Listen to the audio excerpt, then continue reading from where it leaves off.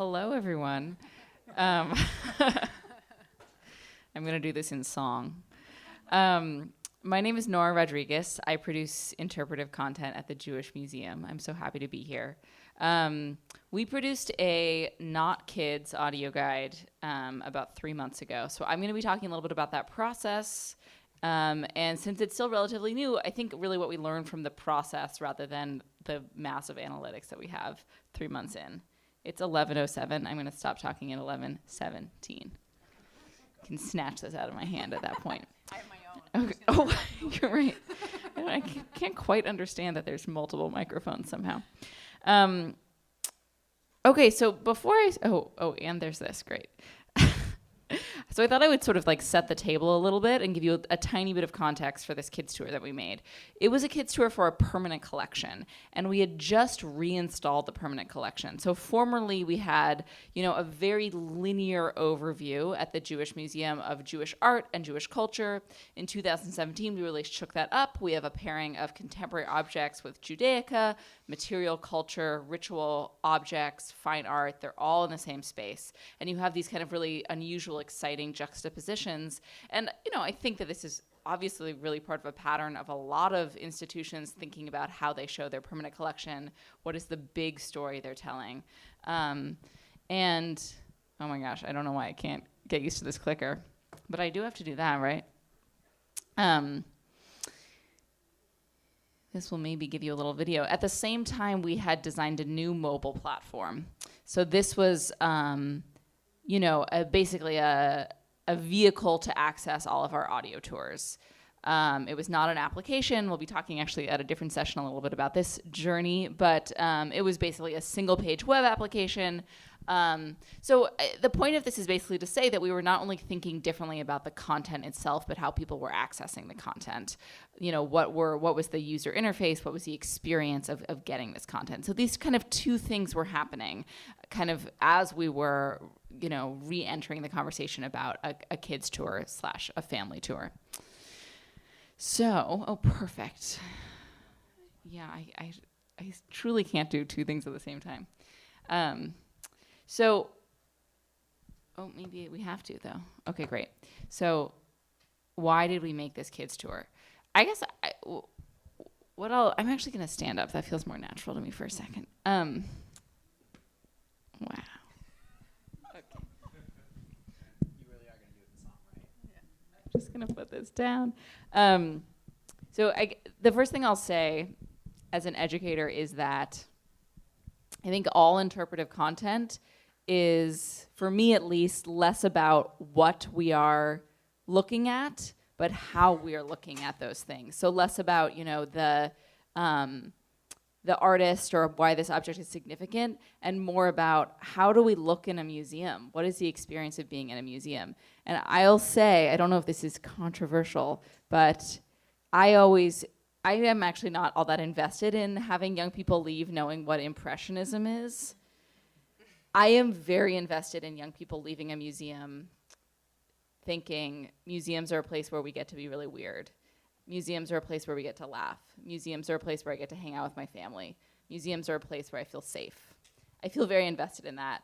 I feel less invested in Impressionism. But I think we should be invested in that also.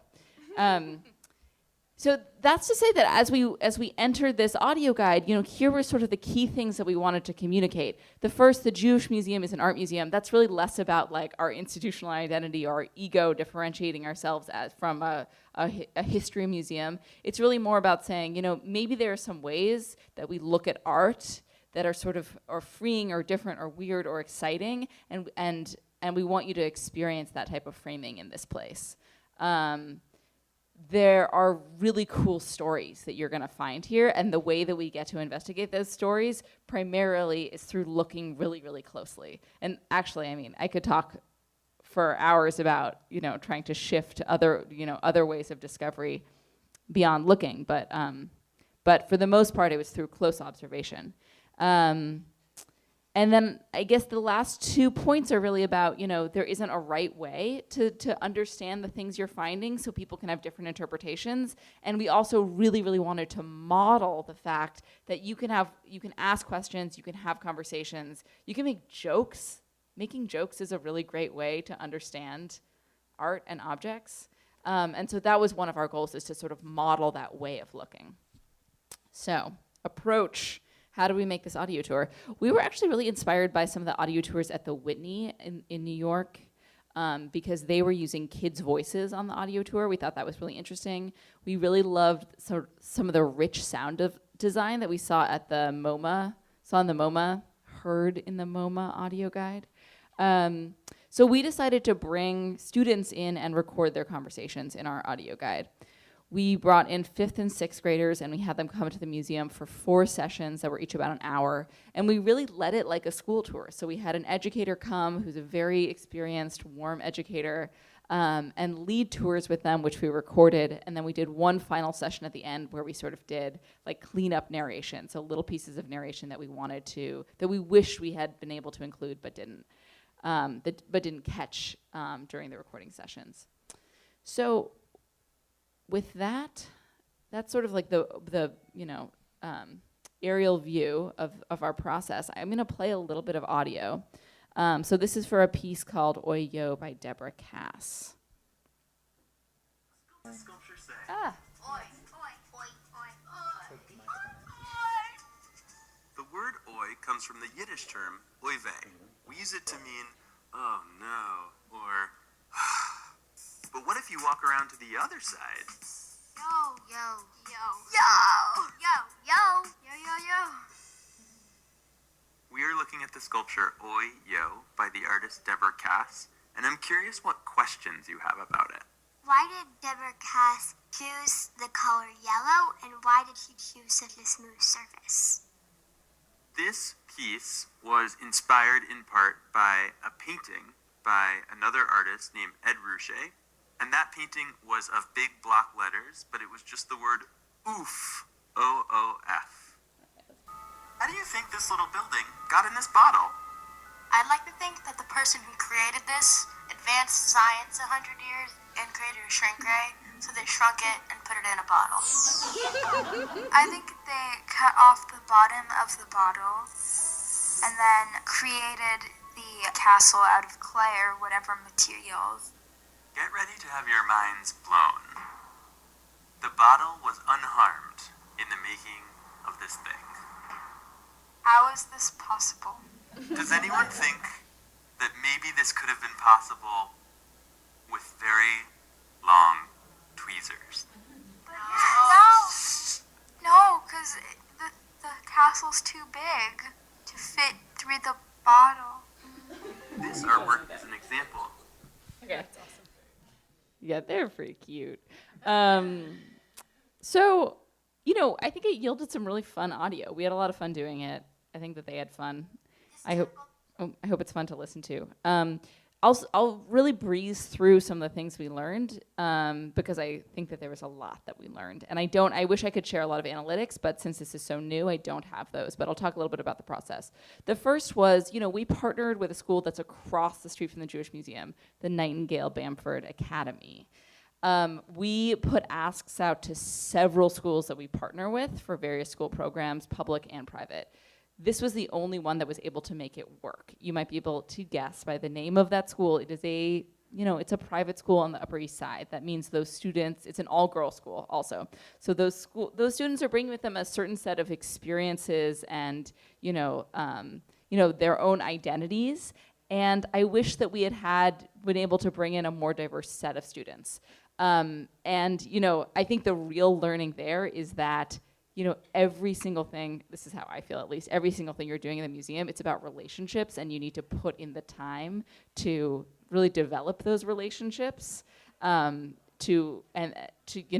those to pay dividends later on. So what I would say is I think we actually should have probably spent a third of our time just building relationships with students, or even more. I mean, I think in an ideal world, this could be a long-term strategy, thinking about bringing young people into the interpretive content. But I would say that in an ideal world, we would have had much more time for that relationship building to then produce this content. The other thing is, I think that the most magical moments of this tour are those kind of spontaneous moments of real exchange between Mark, our educator, and the students, those moments where he's just being himself, being goofy. And I would say that building more of those in, and also thinking about ways that you could sort of facilitate some of that goofiness. So for example, with Oi Yo, we did sort of an activity where we said everyone has to go around and say oi in a different way. And so you got sort of that like funny, silly goofiness, but it also yielded cool audio. So my question would be, were there more of those sort of games we could play or things where we could think about it, like actually making it a fun experience for them, but then also how could that create content? Another big learning was the editing was a lot of editing. It was a lot of editing. And John was such a champion, and we read a lot of transcripts. But, it's probably obvious, but this, I think, is like a heavier lift in terms of how much, refining of content. And you just have a lot more content because you have all these sessions. And the last thing I'll say very quickly, I'm 2 minutes over, is... one thing that I think about, okay, John, one thing I think about is, there were a couple moments where we used interviews with artists in this tour because we had interviewed them for other audio tours. And what I would really like to see in the future is thinking about how we could have leveraged those interviews with artists for some of the kids' content. So for example, when we do an interview with an artist asking, how would you want to talk to a kid about this work? Or if you were to explain this work to a child, what would you want them to know? And not only audiences that are kids, but thinking about just other audiences in general. If you were to talk to someone who's blind or has low vision, what would you want them to know about this work? So I think that's something I'm always thinking about is, how is the content we're creating in other areas going to be useful across our various audiences. So I will end it there and hand it over to Sarah. Great. Hi, everyone. I'm Sarah Durkee from the National Gallery of Art, where I serve as the head of interpretive resources. And earlier this year, we had an opportunity to provide audio interpretation for a temporary exhibition called The Life of Animals in Japanese Art. This was a massive show featuring animals over 17 centuries. And I think because animals, everybody thought that a family audio tour might be a great project for us to work on. And we agreed. We thought this would be a great match for families. But we also sort of had the opportunity and the challenge to think about balance because we only had the resources to create one audio tour for this exhibition. And the National Gallery of Art has a very traditional tone and approach in our audio interpretation for exhibitions. So we knew that we would have a lot of visitors coming to this exhibition expecting a certain output in our audio interpretation. So we met together as a team to sort of think about if we were to create a family audio tour, what does that mean and how can we make that as inclusive as possible? Sort of going back to what John introduced at the beginning, we wanted to think about something that was intellectually and developmentally accessible for a wide range of visitors to this show. So we thought we would take on that challenge. We brought together a group of staff in interpretive resources in our exhibition department who were sort of serving as the on-site curators. So we were thinking about this together, as well as staff from our family programs department. So we kind of brought a cross-disciplinary group together to think through defining family audio for this particular project. And we sort of landed around the idea that this would be for kids 8 to 12 and their adult companions. So that was sort of our very narrow scope.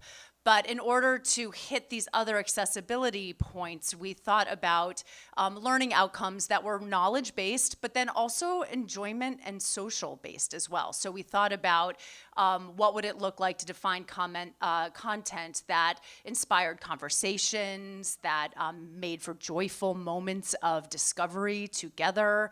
This is the only Chatham House part of this presentation, fun, which is not a word we like to use at the gallery, but we wanted those moments. So the outcomes sort of drove that for us. And we also decided to hit some of those, we would need a storytelling approach. Stories are universal and something that kids and adults could enjoy together alike. And then we started digging into the details. So we knew from a lot of our visitors, both family and adult, audio interpretation can feel like a drag. It can lock you in. It feels like it takes too much time. So we wanted, when designing for a family audience, to create something that felt flexible and choice-based, where families could listen to as few or as many stops as they wanted, and we wanted people to feel that way. That worked out very well because as we really dug into the content, sort of two content tracks emerged. One that really focused on the stories and the folklore in a lot of the objects, and one that sort of spoke to the symbolism of the different animals. So we ended up creating two tours, two short tours. Each one had 12 stops, one had 13. They were associated with those two icons. So instead of seeing the little headphones in the gallery, you would either follow the crane path or the monkey path. Turns out nobody followed either one, but that's for later. It was a great idea. And then, so we thought about the content and the experience for our families. And then we also thought a lot about invitation and messaging. So we have this family audio tour that we think is for everyone. How do we tell people that? So one of the things we did was we created an activity guide for families that had a scavenger hunt, and it had a art activity where you could choose an animal that best represented your family and draw it together. So that was a very clear invitation for our family audiences.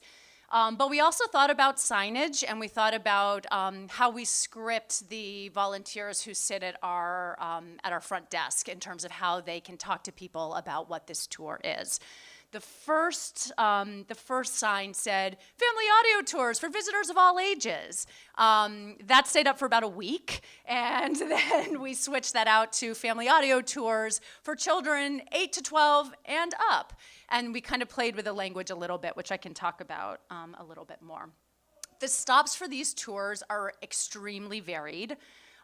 We do have one clip from Black Bear Plays with a Camera, which was one photograph in a series of 4 photographs in the show. So I want to give you a little bit of a taste of one of our stops.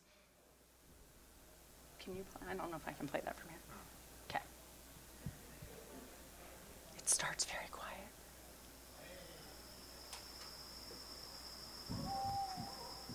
We are out in the forest at night. Try not to make a sound.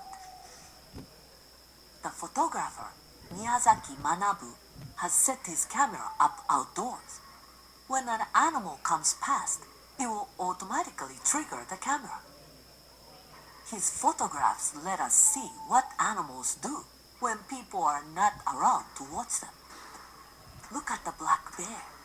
He looks like he wants to be the cameraman himself. I wonder where the zoom button is.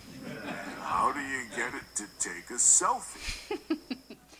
I should have mentioned one of the other things we did was hire a Japanese-American award-winning storyteller, Motoko Dorkin, whose voice you heard here. And we hired her both to narrate, but also do script review with us to sort of develop the story in her own voice as well. So she took all of our families through their journeys. So what happened with this tour in the galleries? Just under 7,000 people listened to it. On average, about 60% of our visitors listen to 10 stops or more. And I do want to point out, we have these analytics because we worked with a company, Guide ID, to distribute this audio tour. And we were able to sort of see what was happening in the galleries because of that. Given that each tour was 12 stops, this felt like people were really listening to the tours. But we were also curious about who they were. And so we worked with our evaluation department, who did post-visit surveys with a sample size. They interviewed about 52 visitors in July and August. As you can see here, this was kind of striking to us. About 3/4 of those who listened to the tour were either sometimes or rarely engaging with audio. So that was of note to us. And then I think even more important, you'll see here, of those sample size, are there any children in your group today? Not a lot of children coming with the people who listen. So our family audio tour had an adult audience for 3/4 of the time. So that was interesting for us to see as well. But here's what they said about it.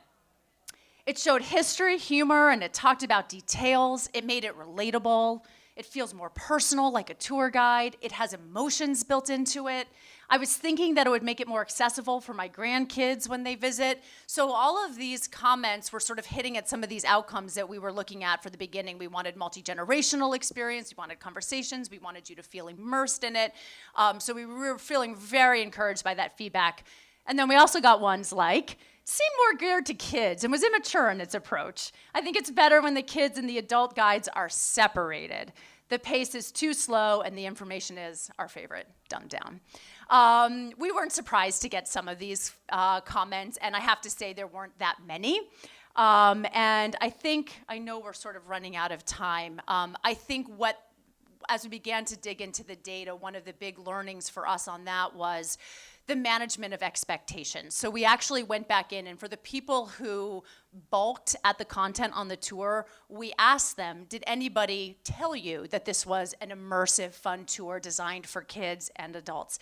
And 89% of those people said no. No one had managed that expectation. So we think that with more careful messaging, more consistent messaging, we might be able to plan that, because at least anecdotally, when I was sitting at the desk and you sort of led with, this is not your average scholarly audio tour, this is designed to be fun and immersive, people said, well, that's what I want anyway, and they happily took it and they came back and they were really happy. So when we think about that kind of family into adult and multi-generational content, that seems to be a really important piece. So I'm going to end there with just one more comment, and this is sort of forward-looking and kind of an invitation to everybody in this room. We've been working with our evaluation team to use the overall experience rating, which some of you may be familiar with, in terms of sort of counteracting or counterbalancing courtesy bias in museums. So a 5-point rating of either poor, fair, good, excellent, or superior, and really anything that's good or below is not that good. So you're really sort of looking at benchmarks in the excellent and the superior. And you can see in that sort of pixelated, not very clear slide, we have a lot in the excellent and the superior, but we don't quite hit the benchmarks. And so we're beginning to see if we can glean a little bit more information about what is causing people to just rate it as good as opposed to excellent or superior. We did do some preliminary looks, and it doesn't look like technology was really one of the key points, which was interesting. It did seem like expectation management was important for some people, but not everyone. So we're going to kind of dig into that a little bit more. And it was very clear that the more stops people listened to, the higher they rated it, which is obviously a virtuous circle anyway. People who are liking it are going to rate it high and listen to more stops. So we're kind of curious to see where this cut of information might take us in the next year. And if any of you are interested too, please reach out, because I think there's a lot that we can do on this front as well in terms of making sense of this kind of content. Did I make it? Okay. I don't think there's anybody right after us in this room, so if there's some questions, I think. Is there anybody right after us? So look at that. Great. If there's, no, go ahead.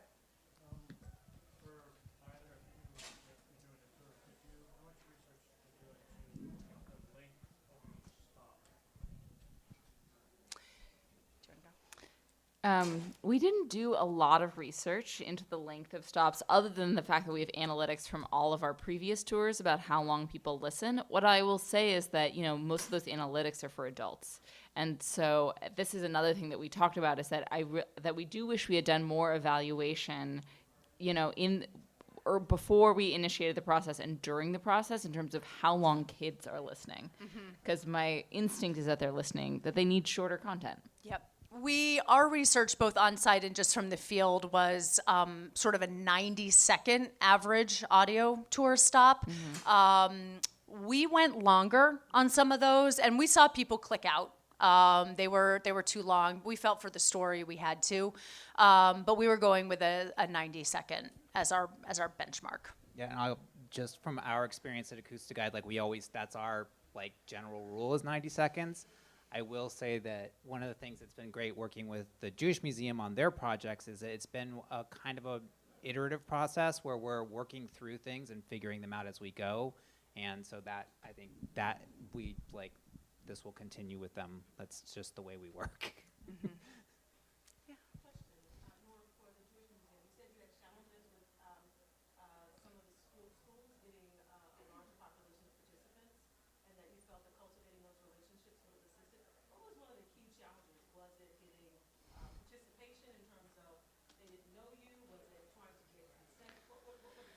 Yeah, that's a great question. And I should first say that our school programs manager was really facilitating that piece of the process. But what I know from her is that, we were looking to engage students after school. So, and it's a significant time commitment. They have to come. It's at least an hour of recording. It's like a lot of these kids have homework. They're hungry. You need to provide snacks. You need a parent to come pick them up. So I think that, the proximity was one reason why this school really worked. They're literally across the street, so students could just walk across the street. And, we had a relationship with them. Although I will say that every school we reached out to, we had some type of relationship with. So I think that sort of the logistics of how easy it was for them to come on site is really the reason. Although I think we could have made it work, but you're right that there's so many things. Like you need someone to come transport them to the site. You need obviously you need media releases. You need a parent population that's like pretty engaged and excited to be a part of it. So yeah, I mean, I think that with planning and if we had really set that as an intention and had a little bit more time, I think we could have done better in that area. So. Who? Go in the back and then you. Go ahead. Me. Yes. Yeah. Yes. You. Are there any resources that you use to determine what would be helpful for that intergenerational learning? Or was it just sort of like instinctive that like kids like things that are fun and cool and interesting, adults will also like those things? Because that's something that we're thinking about. How do we get that intergenerational engagement and learning to happen in programs? So yeah, we look to a lot of the research that drives our family programming. So having them in the conversation was a big part of that. And developing conversations around art is one of their core tenets. Looking closely is one of their core tenets. So we made sure that prompt questions as well as looking prompts that bring out interesting details were part of sort of our approach in the audio. So that's how we did it for this, sort of building up from our existing research and programmatic tenets. Yeah, I would just echo that and say that the resource that we relied on most heavily was our internal education department, like our educators, both, staff and part-time educators who are working with students and asking them, like, what are you seeing? What are the questions students are asking? But again, I would say that, like, that could have been an area for more research at the outset. And I'll just add that, like, having done a number of these and really large versions of these types of tours were literally, like, hours of content for one site, I tried to add some guidance into that in terms of like and again, it's a lot of it is anecdotal, but it's a lot of it just sort of experience in doing this for multiple sites and seeing how different things, whether it's a museum or a historical site or something in terms of that, and trying to engage audiences, different audiences like that in that way. Mm-hmm. Go ahead. So this is sort of a nitty-gritty question, but I'm wondering if you guys use any tools in the sort of editing process, if the script is kind of out there right now. Just when you have so many, like reams and reams of transcripts that you're trying to kind of piece together, if there's anything. That would be my computer screen, just reading it. So at Acoustic Guide, we have an in-house studio. So we have, like, what happens is we go through the transcript and we have the raw audio, and I'll listen and they'll listen and we'll pick out the pieces we think, and then we'll try and usually we'll work on scripting and putting the script together in a flow, and like a narrative flow, because the way that this was just like the stops you hear, that's not the way that we did, like that's not the way they were recorded. Right. And then luckily we have great engineers at Acoustic Guide who will then do rough cuts, and they'll get to hear it, and then we'll clean it all up and produce it at the end.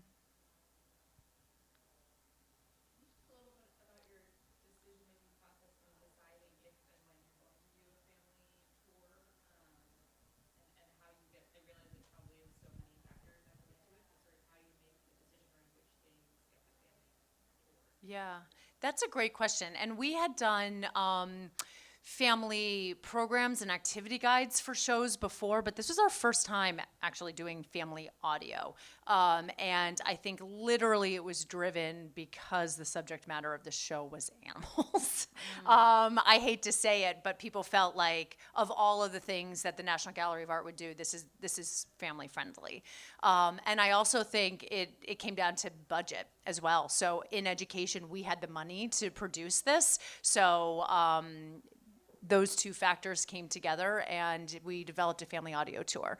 I think that because of this experience, we're already thinking about where we could apply this next, because it did feel different than the audio that we have and really impactful for our audiences. So now we're taking a look at parts of the permanent collection where we may be able to do similar sort of treatments.